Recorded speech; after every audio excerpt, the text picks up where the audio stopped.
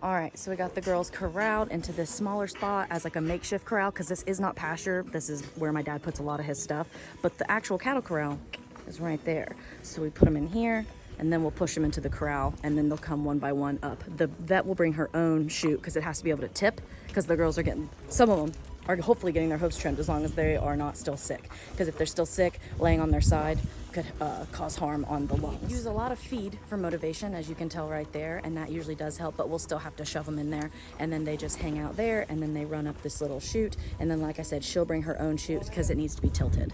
These guys did super well. I'm really happy because, as you can tell, they don't look too stressed because we were able to get it done super fast. Now, they are pretty close, tight knit in here, but that's how it needs to be because it helps keep the stress off of them, and it also helps us because the less room there is to move around, the less chance of injury, because if they have a lot of room to move and turn and everything, it can really cause damage. So they're just gonna chill here until the vet gets here, and then they'll, like I said, run up there, and we're gonna do a health check to make sure everybody still looks and sounds good. If they need dosed again, we can dose them again, and then, oop, careful guys. And then if they need a hoof trim and they're healthy enough, they'll get a hoof trim, and I will videotape that for you. Athena is still crying a little bit, as you can see right there. I think, yeah, that's Athena. So she was the sickest one. She might need another dose, and good thing is she does not need her hooves trimmed. Let's talk about that for a second. I look very rough because I'm sick and I've been making a corral and corralling cattle, but cattle need hooves trims. Like, it's not dependent on anything, but I would assume more genetics and the kind of ground they're walking on, because I have some girls like Snow, who is going to be 8 this coming year, 2023, and she still hasn't needed a hoof trim, versus Scarlett is 3 and she needs her hoofs trimmed. So it has a lot more to do with genetics and then the way that they are, and also the ground, because a lot of times cattle will keep their own hooves down, kind of similar to how sometimes an outdoor dog doesn't always need their nails clipped as often, because they might run a lot and stuff like that. So these girls, I think like 6 or 8 of them need a hoof trim, and like I said, I'll show you the process because it's kind of wild. You actually like take the cow into the chute like this, and then you strap them in, and then the chute turns them on their side so that their hooves are exposed, because they don't have the same flexibility as a horse to pick their foot up for a farrier. And then they'll grind them down and get them looking nice and shaped, and then they'll be good to go. And that's just good because, you know, you have to have good feet to be able to walk and, you know, do everything you need to do in life. So good feet, good cow. And so if you let their hooves go unkept, they can actually end up foundering, which is where they just can really cause issues to that ankle, knee, and it just keeps working its way up. So hoof trims are essential, but they don't happen as often. Like I said, we have a lot of rockier areas and hillier areas, so I think that's what keeps our ladies from having to have hoof trims as often as maybe other farms. But yeah, we haven't done one in a couple years, so everyone really hasn't needed one. The worst one-off is Phoebe. I feel like hers just like started growing overnight. Seriously, it was like out of nowhere. So everyone's gonna get a hoof trim that needs it, and then everyone's getting a health check. The littles won't, because they're not with these guys, but I will just assess the situation as I see fit. So like if these guys are still sick, I will definitely be like, hey, leave me some meds or you might have to come check these little guys. All right, so the vet just left. I'm walking down here with all the girls because when they're in this pasture, there's not enough grass. So this is just the pasture we keep them in when we need to use the chute or anything. So I'm gonna open this gate so they have more grass to eat on, but everything went smooth. It was a lengthy process because it does take some time, like you'll see trimming the hooves. But basically, I'm gonna run through because I didn't film as much as I kind of wanted to, just because I don't want to intrude. It's expensive to have a vet here. It's a lengthy process. I don't want the vet techs to feel uncomfortable. And so I got a few parts, and I got a before and after picture so you could see the hooves and everything.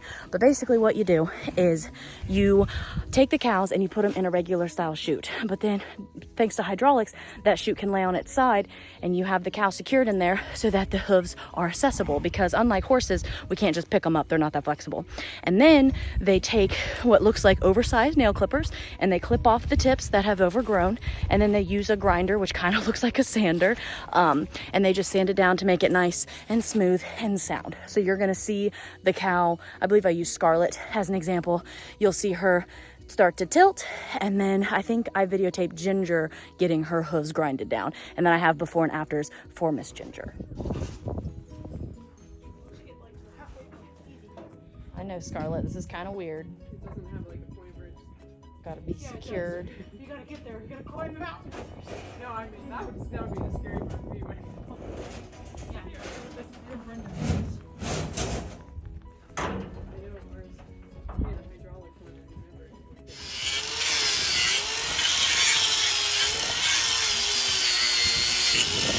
My goodness, Snow, that was an event, huh? Snow's very healthy, thankfully. But anyway, and she didn't have to have her hooves trimmed. This is the funniest angle. But basically, like I said, Scarlett, Phoebe still needs her hooves trimmed, but she had a temperature still, and so they don't want to put those cows under the stress of being on, oh, I'm sorry, I'm not petting you. They don't want to put the cows under any stress while they're on the shoot. So we will have to make another appointment, and Phoebe will get her hooves trimmed then, which is totally fine. That little abrupt cut happened because a friend called me and I wanted to talk to them and get everything sorted with their stuff going on.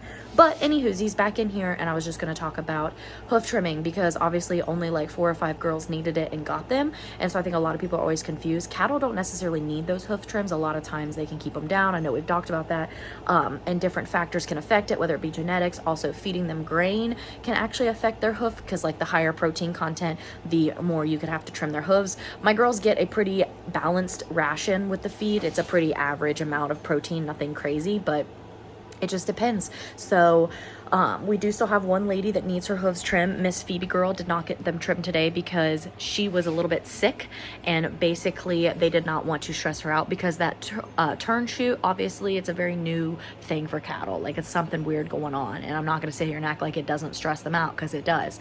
Unfortunately, just them being so large, there's things that we have to do to be able to help them, like administer medications and trim their hooves, because if those hooves continue to grow improperly, they will no longer be able to walk, and it's painful. It would be like walking in high heels almost. All that pressure gets put in different places. So it has to be done, kind of thing.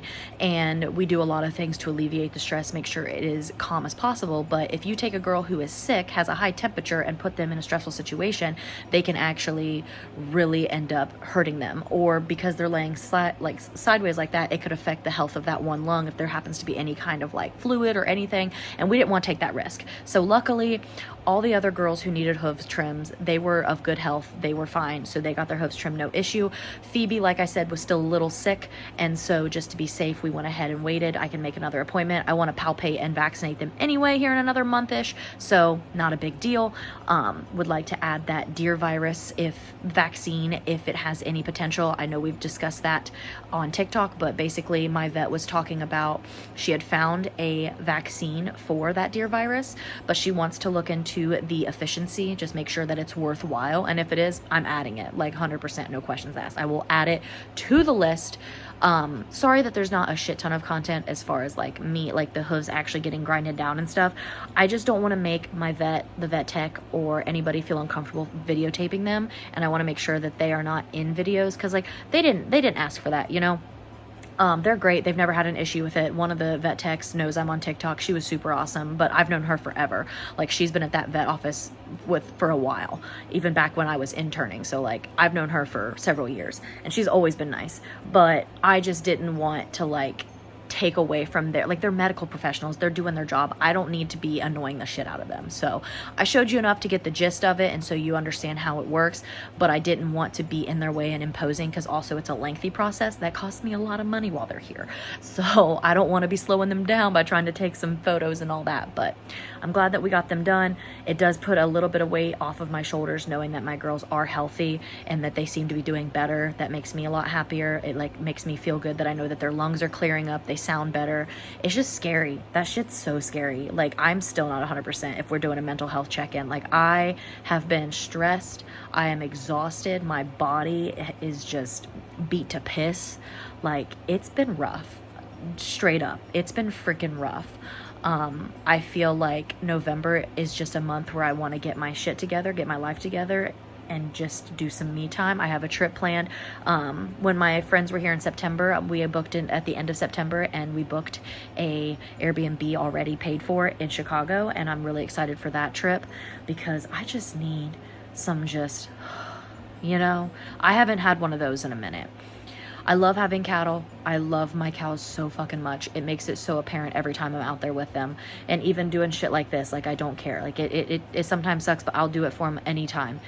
But those times are hard, and it makes you want to just quit. It does, because you just feel like you can't win and you're just so fucking scared. But we can breathe for a little bit. I'm going to look at all the positives. November is going to be great. December is going to be even better. And we're just going to keep growing, evolving, and learning and becoming all that we want to be, as cheesy as it is. Like, I want to try to remain positive, because even though we did lose Nesquik, and I hate that I lost a calf regardless, we were able to catch it early. We were able to save everybody else, and we were able to learn, grow, evolve, hopefully help other farmers, help other people when it comes to this sickness, bring awareness to it, and hopefully we can get some stuff done to where we don't have to deal with it. But thank you guys for hanging out. Thank you for watching the video. I hope you enjoyed it. I know that it might not be the most exciting video, but thank you very much.